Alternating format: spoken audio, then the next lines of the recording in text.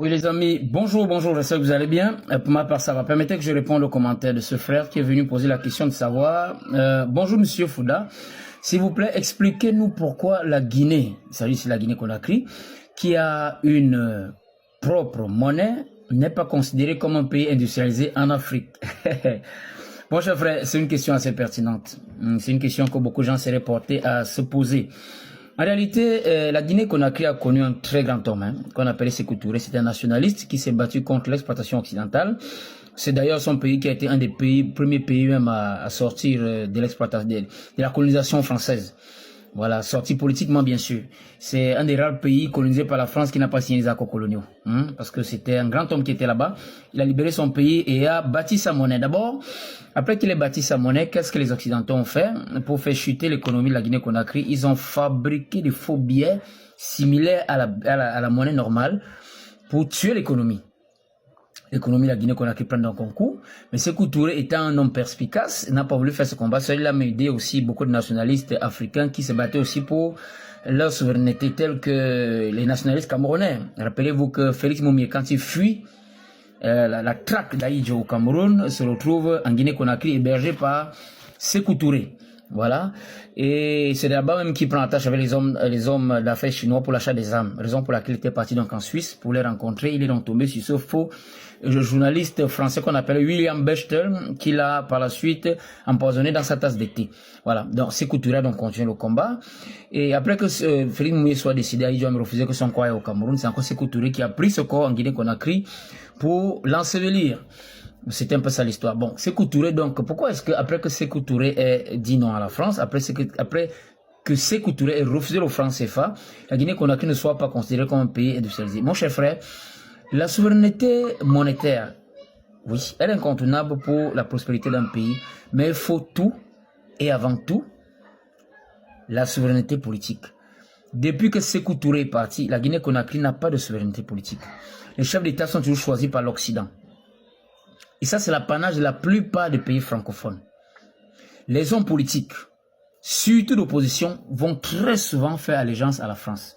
Parce qu'ils estiment qu'eux seuls ne peuvent pas battre le pouvoir en place. Alors ils vont chercher le secours de la France. Pour moi, la France les maintient. Excusez-moi, j'ai eu un coup de fil des gens qui se font passer pour la Fondation Samuel et tous des escrocs comme ça. N'est-ce pas? Puisque je voulais mettre un de mes enfants à l'école de foot, alors je pensais que c'était la vraie école. En temps, c'est des voleurs. Ils se baladent avec la photo de Georges Tito. En temps, c'est pas ça. Je leur ai posé une seule question, leur demandé quand est-ce qu'on aura eu le casting. Ils me disent samedi. Or, les castings se font très souvent après la rentrée scolaire. Voilà, des petits voleurs. Et comme je n'ai pas répondu, ils m'appellent. Parce que ils ont dit qu'il faut avoir une inscription de 35 000. Donc, facilement, je vais soulever 35 000, je leur envoie ça comme ça. Le Cameroun a changé un peu. Vous abusez. Vous salissez le nom du Cameroun à l'international. Imaginez-vous quelqu'un d'autre qui va appeler, voulant inscrire son enfant dans la fondation Samuel Eto'o, il tombe sur des bandits comme ça. C'est vous qui salissez le nom du Cameroun. Mais c'est pas possible. Quand est-ce qu'on va rencontrer un Cameroun honnête? Il m'appelle quand même. Comme je n'ai pas réagi, il m'appelle, il veut 35 000. Il lance ça, s'il lance. Voilà, on va continuer. Des gens comme ça, ils vont vous afficher. Voilà, il faut que les Camerounais sachent. Il y a beaucoup de gens qui utilisent le profil des grandes stars là, et des grandes personnalités. En temps, c'est pas ça. Des voleurs. Elle est pourtant abonnée à mon compte. Je vais la bloquer. Moi, je ne pensais pas des voleurs. Alors, comme je disais, je répondais à la question. Excusez-moi de cette petite parenthèse-là. C'est pas normal. C'est pas normal. Vous êtes les premiers à vous plaindre que le bilan ne travaille pas. Il va travailler avec des voleurs. On va travailler avec des voleurs, mon Dieu. Quand est-ce qu'on trouvera un Cameroun honnête pour construire le Cameroun? Vous incriminez même les opposants qui critiquent bien là, c'est parce qu'ils n'ont pas l'occasion de voler. Ils sont pour la plupart des voleurs. Des gens qui veulent juste s'asseoir là pour piller et faire tomber le pays. C'est tout. Ce sont ceux-là qui viennent s'en prendre à moi. À la fin, il m'a insulté. Parce qu'il dit, mon frère, ça ne passe pas, ça ne se passe pas comme ça. Les castings se passent après la rentrée scolaire, pas pendant les vacances. Petit bandit comme ça, il ne même pas. Il m'a d'abord demandé c'est quoi le casting. Il veut venir m'escroquer. Voilà, je ne vais pas perdre le fil du sujet. Donc, comme je disais, la Guinée-Conakry, en réalité, a eu un grand homme comme Sékou Touré qui s'est battu. La souveraineté monétaire ne confère pas directement à la prospérité. Il faut d'abord une souveraineté politique.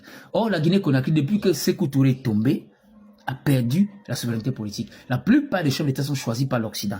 Parce que beaucoup d'opposants politiques pensent que pour gouverner dans un pays, il faut aller prêter allégeance à la France, demander le secours de la France. Et la France, en contrepartie, demande quel sera son pourcentage. Où est-ce que la France va manger? Alors, c'est très souvent, ces hommes politiques promettent tout à la France, et quand ils arrivent au pouvoir, vous les votez, vous croyez qu'ils travaillent pour vous, ils ont plus peur de la France que des populations. Voilà pourquoi l'Afrique se retrouve en arrière. Voilà, et si cela commence à être révolutionnaire, on cherche encore un Africain dans le pays qui est une élite, ou alors non politique, on le montre contre le pouvoir en place, on le renverse. Voilà la triste réalité. Voilà, comme je le disais, donc c'est un peu ça. Il existe donc ce que j'appellerais la pauvreté matérielle de la part de la population. C'est-à-dire que c'est des gens qui ont réussi à affamer la population, à la rendre tellement misérable que lorsqu'il y a des meetings, on vient donner 2000, 3000 et les gens se contentent de ça. Ou bien lorsqu'on est à la veille d'une élection, c'est là où vous voyez le président essaie de goudronner quelques routes, il fait des visites un peu partout, il réjouit un peu les populations, il va prendre 100 ou 200 personnes, on met rapidement la fonction publique, et le peuple a oublié 7 ans de misère. Ne voyons pas que c'est parce qu'on est à l'approche de l'élection présidentielle. Donc la pauvreté matérielle des populations fait en sorte que les populations soient suffisamment fragiles et manipulables. En dehors de la pauvreté matérielle, il y a aussi la pauvreté mentale des élites et des hommes politiques. Ceux-là qui sont dotés du syndrome de l'infériorité, du complexe de l'infériorité face à l'Occident. Ceux-là qui, par moments aussi, ont tellement fait l'Occident qu'ils ont déjà les conceptions occidentales des choses. Méfiez-vous très souvent de ces grands intellectuels qui ont trop fait l'Occident. Ils sont parfois le poison même pour le devenir de vos pays. Ce sont ceux-là qui viennent tordre les mœurs. Ce sont ceux-là qui viennent tordre les éducations. Ce sont ceux-là qui viennent tordre même, comment on appelle ça, l'éthique même de notre société africaine. Voilà. Donc, comme je disais, donc, la pauvreté mentale. Beaucoup de nos hommes politiques souffrent de ça, la pauvreté mentale.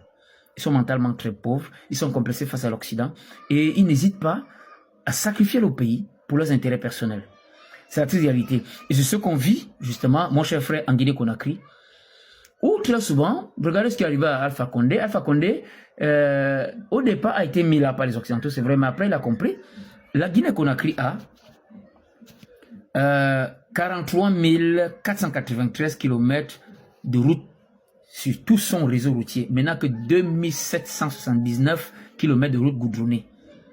Et très souvent en très mauvais état. La Guinée-Conakry est l'élève le plus médiocre de l'Afrique francophone. Un des élèves les plus médiocres.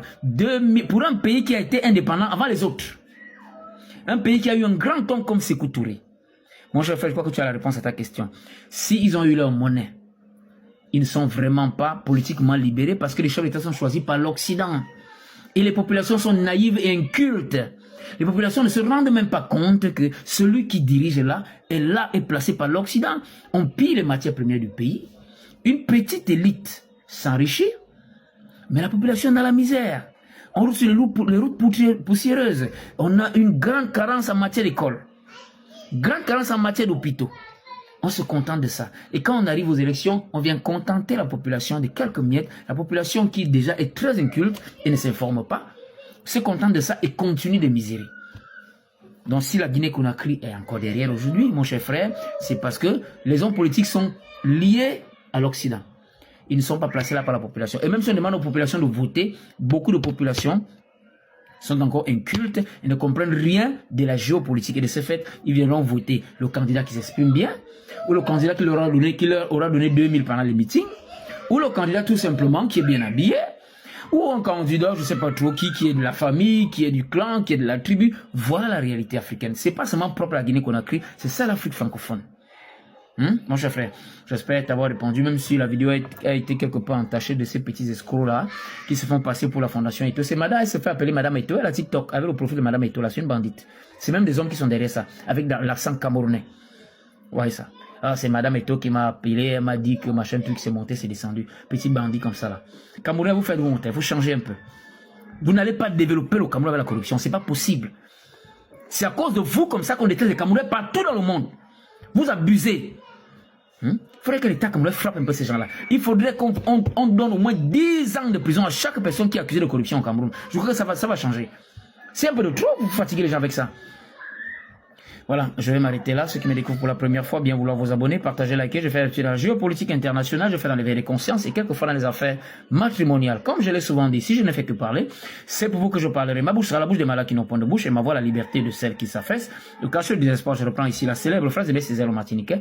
Dans le cas de retour au pays natal en septembre, dont je vous laisse, vous souhaite de passer une très bonne journée. Nous revoilà la prochaine vidéo.